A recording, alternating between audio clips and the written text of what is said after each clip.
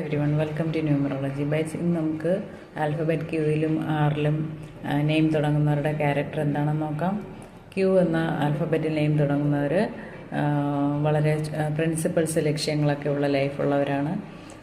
ഇവർ ഒരു കാരണവശാലും പ്രിൻസിപ്പിൾസ് ഉപേക്ഷിക്കാനായിട്ട് സമ്മതിക്കുന്നവരല്ല. ഇവരുടെ ലൈഫിൽ മറ്റെന്തെങ്കിലും തരത്തിലുള്ള ഇൻഡിഫറൻസ് വന്നാൽ ഇവർക്കത് ഇഷ്ടമുള്ളതല്ല. വളരെയധികം ചുമതല ബോധമുള്ളവരാണ്. വളരെ നല്ല അഡ്മിനിസ്ട്രേറ്റേഴ്സ് ആയിട്ടാണ് ഇവരെ നമുക്ക് ലൈഫിൽ കാണാൻ കഴിയുന്നത്. ഇവർക്ക് ലക്ഷ്യബോധമുള്ള ആൾക്കാരാണ്. ക്യൂ റെപ്രസെൻ്റ് ചെയ്യുന്ന നമ്പർ 1 ആയിരിക്കും. ഇനി 6 ആൽഫബറ്റിൽ പേര് തുടങ്ങുന്നവരുടെ ക്യാരക്ടർ പറയാം.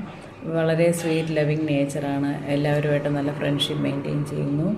ഇവർ നല്ലൊരു പൊസിഷനിൽ എത്തിച്ചേരുന്നു.